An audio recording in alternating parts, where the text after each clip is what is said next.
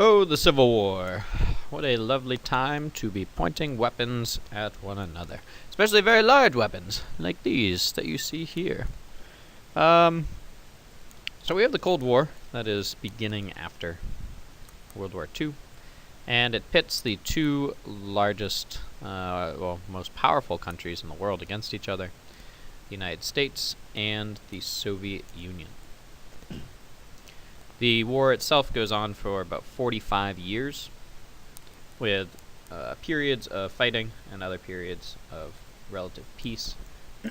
But throughout those 45 years, there is a sense of tension that permeates throughout the planet.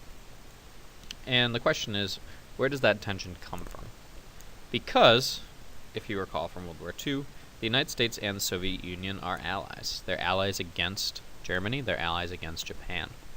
So where in that relationship did things go sour enough to have such a long-lasting conflict? And the answer is difficult. In fact, there isn't really one answer. So what we're going to be looking at are the three main theories, the three main interpretations of this relationship between the United States and the Soviet Union, and how that relationship really devolves into war. And the first theory that we have that explains why during the Cold War we have the United States in blue and the Soviet Union in red, really trying to exert its influence across the continents and put in place governments that support their ideologies and support rebels that are going against governments. If you look at the X's, there's a lot of sponsorship by both the United States and the Soviet Union of revolutions, of rebels and overthrowings of governments. So to really understand that, we have to look back at World War II and the events that go on during those, because it's not simply a war of communism versus capitalism. It's a culmination of a number of events. And the first way to explain it is something called the traditional interpretation. And the traditional interpretation really points the finger at the Soviet Union.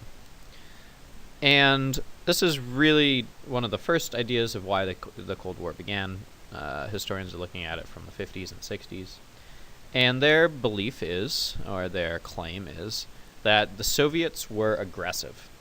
If you look at the cartoon on the right, it shows this large bear. The bear is often shown as the symbol for Russia or the Soviet Union. And the belief is that the Soviets are aggressive. They're trying to expand their territory and their claims to land, their relationships with governments in Europe, in Africa, and in Asia. So the belief then is that the United States is simply responding to this aggression, that the United States is really given no choice other than to really wage this war against the Soviet Union. Now, the second view of the Cold War is more critical of the United States in the situation. And mostly this comes out of historians who are looking at the Cold War during and after the Vietnam War, where there's much more criticism about the United States, and especially their actions overseas. So the belief then is that less is the Soviet Union at blame, but is, if you look on the right, this greedy Uncle Sam who's trying to really exert a capitalist view of how the world should work. The United States, after the war, they've produced all of these weapons and other things, so the industry is just booming, and we now have this. The United States wants to continue its prosperity. So the belief is that the United States is really the aggressor in the situation, trying to influence other countries to spread its goods, really get this market going. Whereas the Soviet Union is just trying to protect its own interests, protect its allies, and seek to secure whatever relationships they have. So that in here we have the United States as this aggressor trying to expand its political and economic power, and the Soviets are just trying to hang on and react. And the final theory set forth by historians is really this combination of the two. And it's what's known as the conservative theory.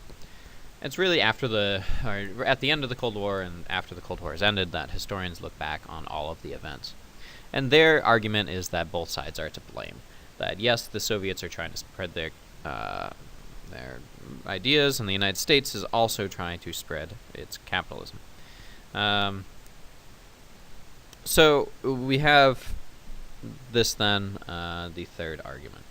And tomorrow we're going to look at a number, or whenever you're watching this today, perhaps, we're going to look at the events that happened during and after World War II, and you are going to be deciding which theory that you prescribe to, which one you think explains why this war happens in the first place.